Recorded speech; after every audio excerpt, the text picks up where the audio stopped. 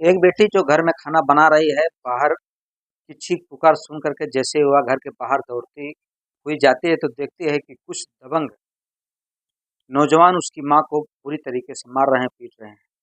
दोस्तों, जब वह बच्ची अपनी माँ को बचाने के लिए जाती है तो वो दरिंदे उस बच्ची के ऊपर भी वार कर देते हैं, उसको भी बहुत बुरी तरीके से पीटते हैं और इतना में उनका जी नहीं भरता। लास्ट में उस बच्ची के तन से एक-एक कपड़े नोच लेते हैं। जब बच्ची बिल्कुल निर्वस्त्र हो जाती है तो गाँव के जो लोग होते हैं जुटते हैं और उस बच्ची को शाल गमछा ओढ़ा करके उस बच्ची को ले जाते हैं। दोस्तों, जब वह बच्ची अपनी माँ को लेकर के थाने पर पहुँचती है तो थाने पर उसकी एफआईआर लिखने में काफ़ी देरी होती है। इस बीच जो बच्ची की माँ थी उसकी तबीयत काफ़ी ज़्यादा खराब होने लगती है, तो वह हॉस्पिटल लेकर जाती है।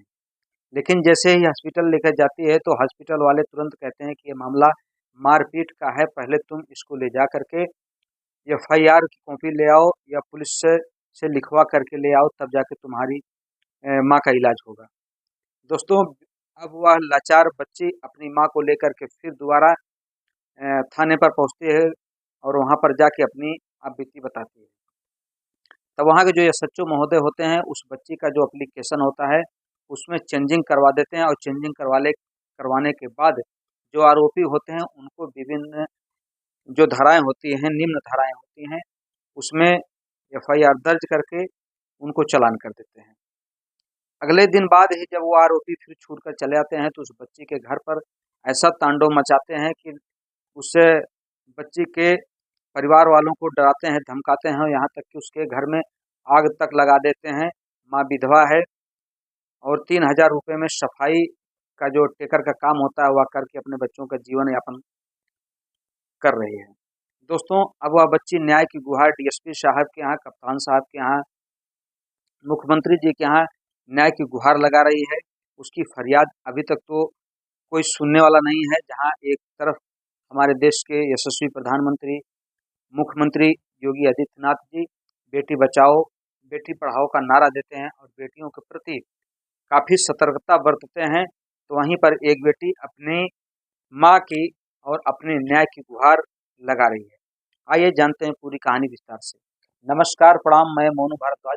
दोस्तों, आज की जो सच्ची घटना लेकर आया हूँ यह घटना है उत्तर प्रदेश का एक जिला पड़ता है जौनपुर, और जौनपुर जिला के अंतर्गत शाहगंज कोतवाली पड़ती है। शाहगंज कोतवाली के अंतर्गत एक गांव पड़ता है सबरहद, और सबरहद गांव के एक उचरौटी पूरा बोला जाता है। उसी उचरौटी पूरा में राम केसरे, लल्लन और आजाद नाम के 3 व्यक्ति हैं, और वहीं पड़ोस में एक महिला रहती हैं जिनका नाम है मीरा। मीरा की 3 पुत्रियां हैं।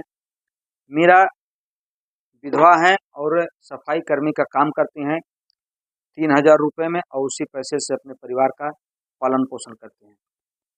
दोस्तों, जमीन को लेकर के बंटवारा हो रहा था। इसी बीच जो राम केसरे और लल्लन और आजाद हैं, ये जो वहाँ के शालिनी कटियार लेखपाल साहिबा हैं, उनको फरमाइश के लिए आमंत्रित करते हैं, पैसा वैसा देते हैं।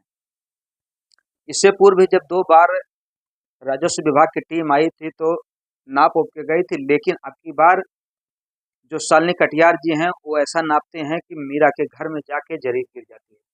दोस्तों, इसी बात को लेकर के दोनों पक्ष में झगड़ा लड़ाई चालू हो जाता है। आ जाता है 13 नवंबर 2024 की शाम लगभग 5:30 बजे के आसपास। इसी बात को लेकर के जब वह मीरा, रामकेशरे और लल्लन आयान से बातचीत हो रही थी, इसी बीच मौका पाकर ये तीनों चारों आरोपी और घर की महिलाएं मीरा को बुरी तरीके से पीटने लगती हैं। जो घर की बेटी होती है रंजना, रंजना घर में बना रही है। इसी बीच जब शोर सुनाई देता है तब वह बच्ची दौड़कर बाहर जाती है, अपनी माँ का बीच बचाव करती है।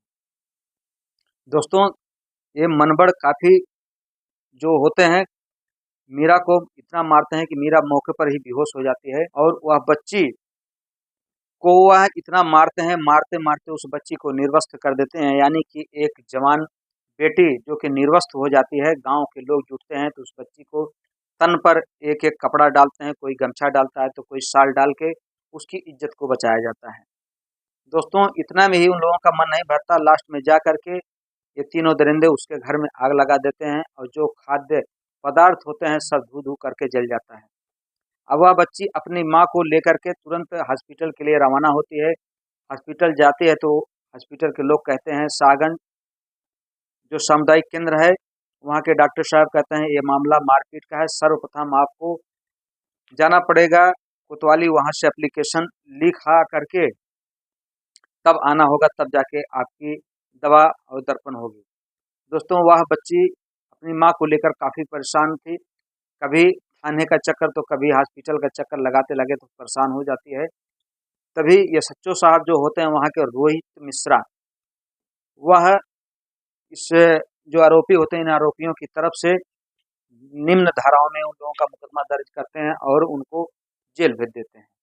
दोस्तों अगले ही दिन उन सब की जमानत हो जाती है। जमानत होने के बाद वह सभी आरोपी फिर घर पर वापस आते हैं और उस परिवार को, पीड़ित परिवार को बुरी तरीके से धमकाते हैं, कहते हैं कि अब की बार अगर तुमने अपना केस वापस नहीं लिया, सुलह समझौता नहीं किया तो निश्चित तौर पर तुम सबका किसी न किसी का मरना तय है।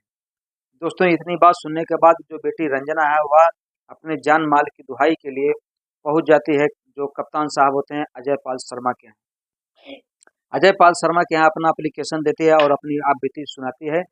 वहाँ से भी उसको आश्वासन मिलता है और मुख्यमंत्री पोर्टल पर भी वह बच्ची अपना फरियाद सुनाने के लिए अपना एप्लीकेशन सबमिट कर दिया। दोस्तों अब उस बच्ची को कितना न्याय मिलता है, क्योंकि जितना भी लड़ाई झगड़ा होता है इसके पीछे कहीं ना कहीं राजस्व विभाग की जो टीम होती है उसका 90% हाथ होता है। दोस्तों क्योंकि अभी जौनपुर ही जिले के कमरुद्दीनपुर गांव में जो अनुराग यादव होते हैं 2 बिस्वा जमीन के लिए, वहां की भी राजस्व टीम अगर पहले से सतर्क रही होती तो निश्चित तौर पर एक जो होनहार भारत का नौजवान अनुराग यादव मृत्यु के काल के गाल में समा गया, निश्चित तौर पर वह बच जाता। लेकिन राजस्व विभाग की टीम कहीं ना कहीं हर जगह से झगड़ा लड़ाई में जो अगर इन्वॉल्व है तो इसमें 90% हाथ राजस्व विभाग की टीम का होता है। दोस्तों हमारी सरकार से, माननीय प्रधानमंत्री जी से यह निवेदन है कि जितने भी अधिकारी हैं राजस्व टीम के उनको उनका कर्तव्य बताया जाए, उनको पूरी निष्ठा से बताया जाए कि वह कम से कम अपनी निष्ठा से काम करें और समाज में ऐसी कोई भी अप्रिय घटना घटाने से बचें। दोस्तों वह बच्ची को कितना न्याय मिलता है कितना नहीं अभी आने वाला समय बताएगा। हमारी कहानी कहने के उद्देश्य किसी के दिल को ठेस पहुंचाना नहीं बल्कि आपको सतर्क करना है, आपको जागृत करना है। मिलते हैं हमारी वीडियो में, तब तक के लिए आप अपना ख्याल रखें, स्वस्थ रहें, मस्त रहें। जय हिंद, जय भारत, हर हर महादेव।